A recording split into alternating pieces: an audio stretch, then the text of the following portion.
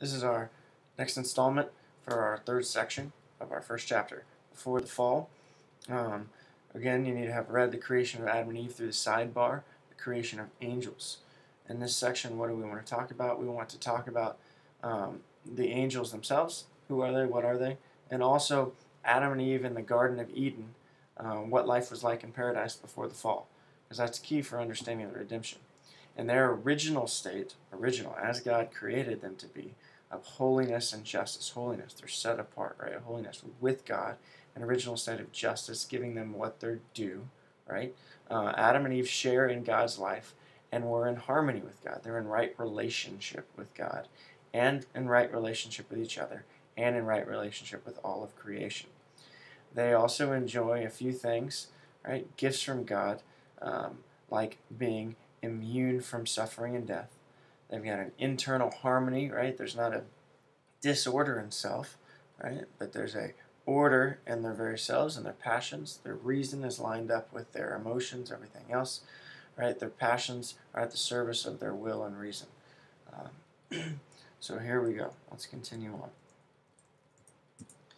Before original sin, Adam and Eve, right? What's life like for them?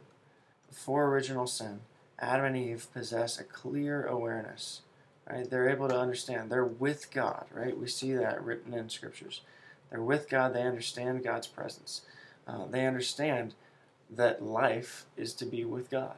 Right? They understand that they are filled by God, right? And because of that, they have a great and awesome relationship with God. Think of a relationship, right? Relationship is two people, right? Knowing each other. At the beginning, when they're created, they have this nice relationship with God, right? Loving. God's giving of Himself, right? They're giving of themselves back to Him. This is what life is like before the fall. This is what we're created for, to be fulfilled by God. As we mentioned in the last section, right? Our knowledge, our choice, our capacity for love is all filled by God, right? He's supernatural to us, right? He's not in our nature. Naturally to us, we don't have God within us, right? But natural to us is to have God within us, right? We have the capacity to have God, and we're fulfilled by God. So there at the beginning, they have that supernatural gift, God Himself, within them, pouring out upon them, right? A relationship with Him. Right? Here's Adam, and here's God, right? And they're in this great relationship. There we go. Okay, moving on. This state, right? God created Adam and Eve, the first man, is called the state of holiness and justice. Okay, holiness. What is holiness all about? Holiness itself, sanctity is another word. It means they are given the gift to share in God's divine life. Right? That's important to know. This is a gift. Right? They don't have it on their own. Again, naturally, we don't have God's very life within us. Though we're created to have God's life within us, still, we need God, which is not part of us, right? That's called a grace, right? A gift unmerited from God, a grace, right? So at the very beginning of their original holiness, they have a grace from God that they are able to take upon inside themselves His divine life. That's a gift. The original state of justice, what's that? That means that infidelity to God's will, right, at the very beginning, they're in a right relationship with God. They're in a right relationship with each other. And flowing from that, their relationship with God, right, He is truth. They're being stewards of creation the right way, and they're in a right relationship with the rest of creation. Nicene Creed, way back when it was written in the 300s, right, it refers to different things. We move on. So that's the original state of Adam and Eve, but they're not the only things. We also talk about, we've said the rest of creation all the way up in the material world, but we also see in the Nicene Creed, God is the creator of all that is seen and unseen. Right? What are we talking about that's unseen? Well, there's a few things. There's the human soul, right? We talked about the intellect and the will. Can you see the intellect? No, right? We know things, patriotism, but we can't see it. Same with the will, our choices, right? We can't sort of point them out. They're not a real thing. It's material, but it is a reality, right? We have intellect and will. Okay? Invisible, God creates the soul. Also angels, pure spirits, right? They are pure intellect and will, which we'll talk about. But the angels are what's unseen as well. Two spiritual creations of God, creatures of God, our soul and the angels. An angel, what is it? Make sure we have down and we understand. An angel is a purely spiritual, non-corporeal being, right? Corporeal, that is non-bodily. With intelligence, right?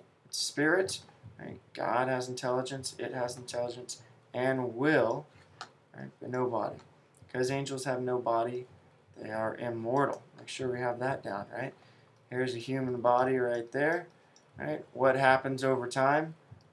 Death, decay, right?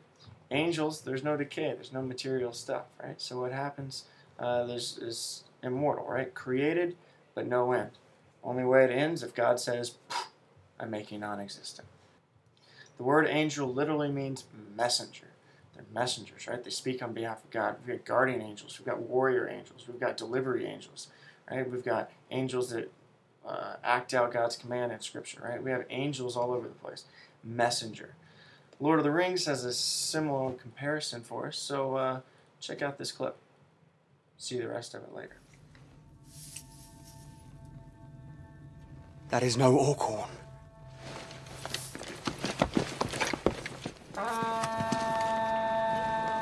Send for the king.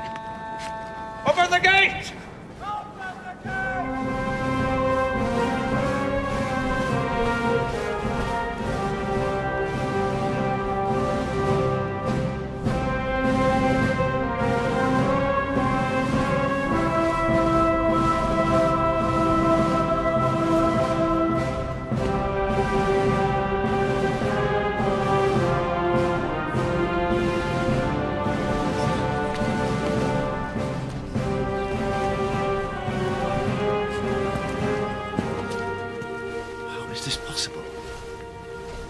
I bring word from Elrond of Rivendell.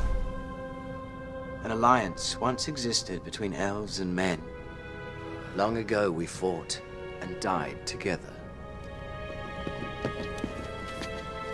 We come to honor that allegiance. Maigovanen.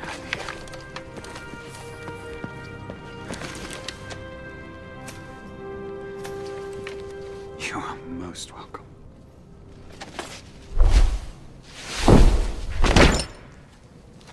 We are proud to fight alongside men once more.